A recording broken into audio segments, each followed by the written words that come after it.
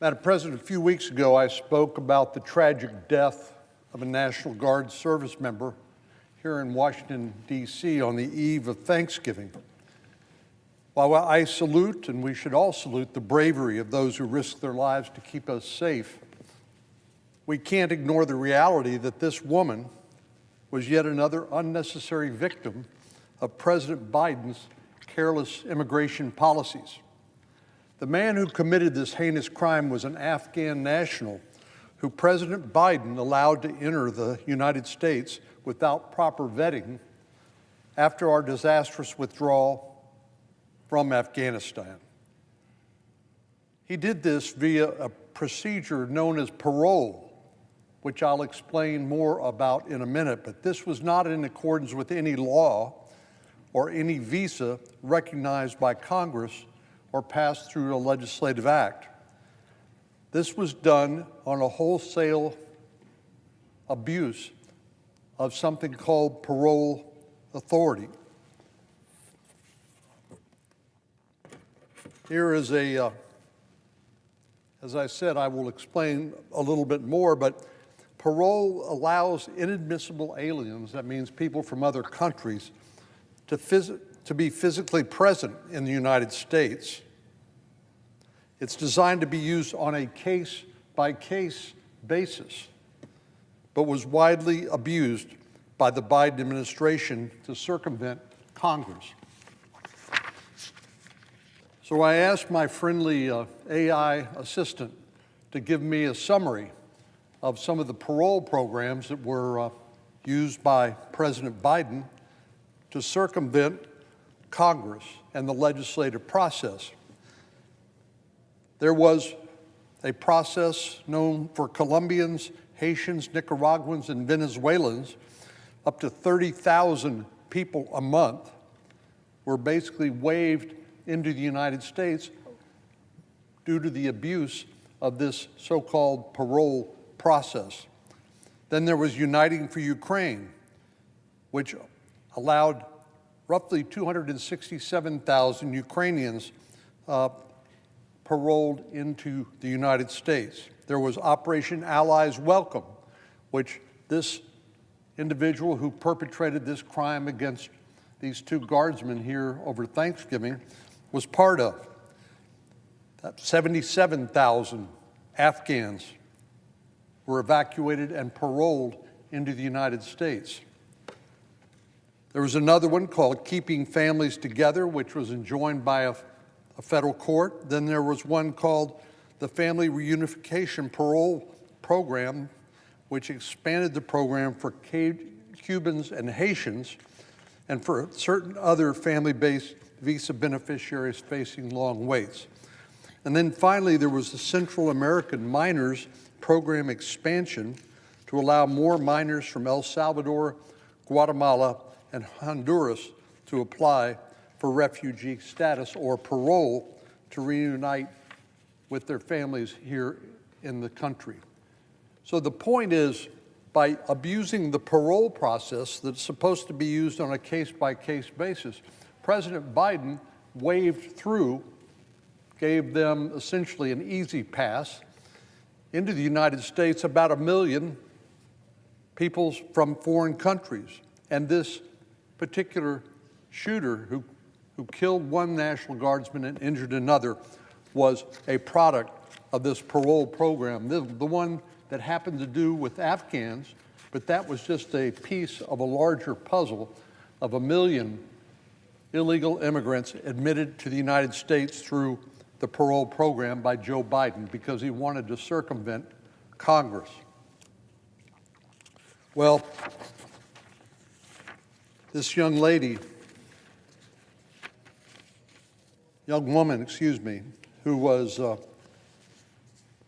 killed during the Thanksgiving holidays, her sacrifice demands that we look for the mistakes and the flawed decisions that allowed her killer to enter the United States, and we take swift corrective action. I want to remind my colleagues that this crime was at the hands of an Afghan national parolee, and it was not a one-off incident.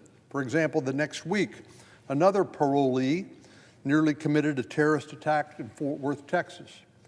In this instance, the man created a video threat where he described his plans to carry out a suicide mission to kill Americans.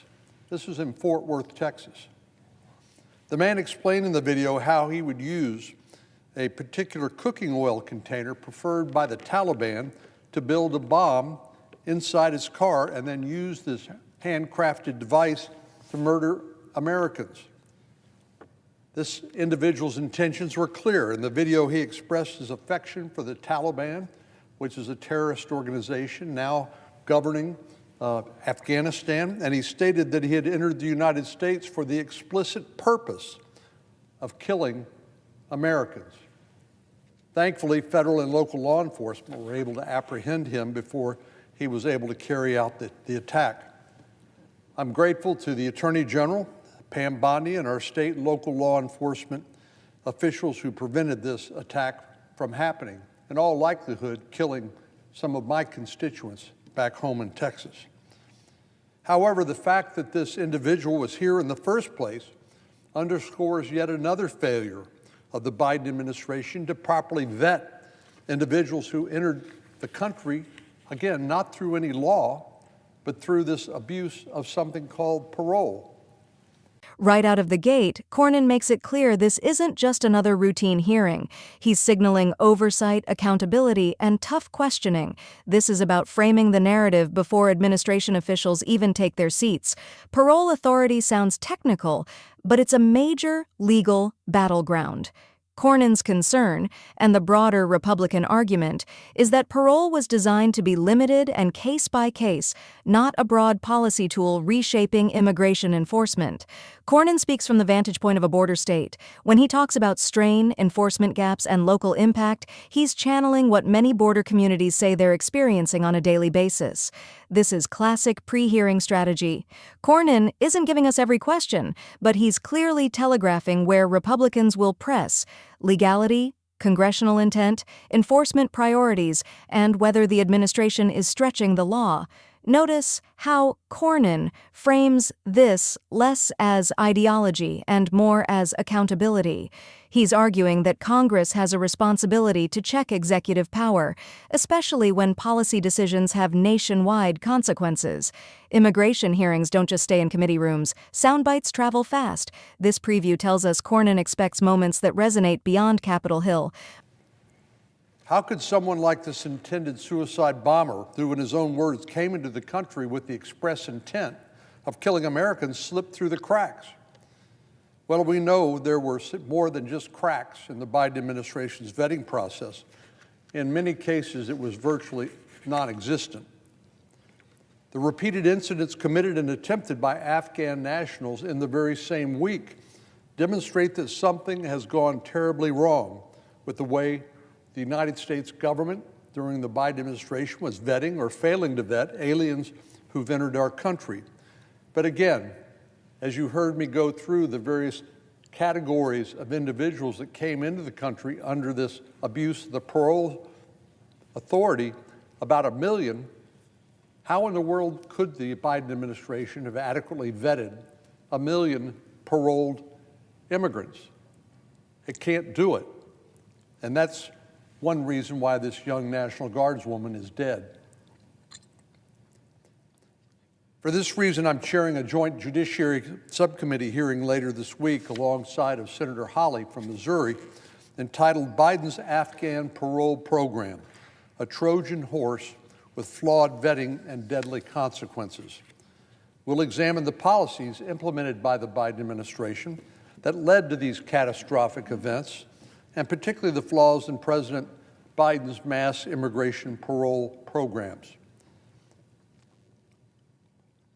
As I said earlier, parole, ordinarily we would think about it's in a criminal law context, somebody who's gone to prison who then is paroled. But this is a totally different term used in immigration and essentially constituting an easy pass, waving people into the country without the normal procedures. The U.S. Citizenship and Immigration Service defines the word parole as the discretionary decision to allow inadmissible aliens who are not admitted to the United States to be physically present. In other words, these individuals are ostensibly physically present legally, but they are not admitted for purposes of immigration.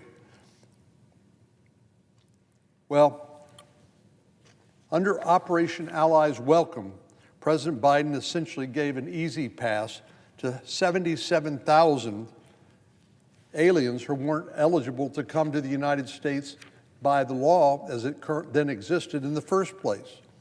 This so-called discretionary immigration authority was only supposed to be used, again, on a case-by-case basis for exceedingly rare and extreme circumstances. But the Biden administration turned this rare exception into the categorical rule. Just like he opened the floodgates at the southern border, he opened the floodgates for hundreds of thousands of ineligible aliens just to come to the United States and presumably stay. And now we know that when it comes to the parole, the Afghan parole program, Operation Allies Welcome, the Biden administration allowed in many aliens who had not been properly vetted. I would venture to say, Madam President, that the man who drove across the country to murder one of our National Guard service members and the man who threatened to carry out the suicide mission in Fort Worth were not eligible to enter the United States. But the Biden administration let them in anyway. And as we will learn at the hearing, in most, if not all cases, we quite literally did not know who these people were. Many of them could not say where they were born. Many of them did not speak English. And in some cases, they did not even know their own last name. I know that's hard to imagine, but it's true. And many of them were coming from a country whose government was literally run by a terrorist organization, the Taliban. Consequently, it's quite possible that some of these aliens had previously committed acts of terror or had ties to terror groups. The lack of information on these parolees also raises the possibility of a preliminary background check coming across as clean, because there simply wasn't enough information available to know whether this person was a safety risk or not. In this week's hearing, we'll learn more about this and other problems with President Biden's mass parole of Afghan nationals into the United States. We'll hear expert witnesses, including Deputy Inspectors General from the Department of State and the U.S. Department of Homeland Security, as well as researchers and advocates who will help shine a light on the missteps of the Biden administration and hopefully the lessons we should learn from those mistakes. The American people deserve to live in a country where they're safe from criminal aliens and terrorist sympathizers, and they deserve answers about what the Biden administration did or did not do to make their life more risky and more dangerous by abusing this so-called parole authority. Moments aimed at voters, not just lawmakers. By speaking publicly ahead of time, Cornyn is putting pressure on administration witnesses before they even testify. The message is simple: come prepared, because this won't be a friendly conversation. This clip is circulating because immigration remains one of the most divisive issues in American politics. Any hint of a showdown between senators and the White House immediately draws attention. In the end, this video isn't about answers yet. It's about expectations. Cornyn is laying the groundwork for a high-profile hearing that could shape the next phase of the immigration debate.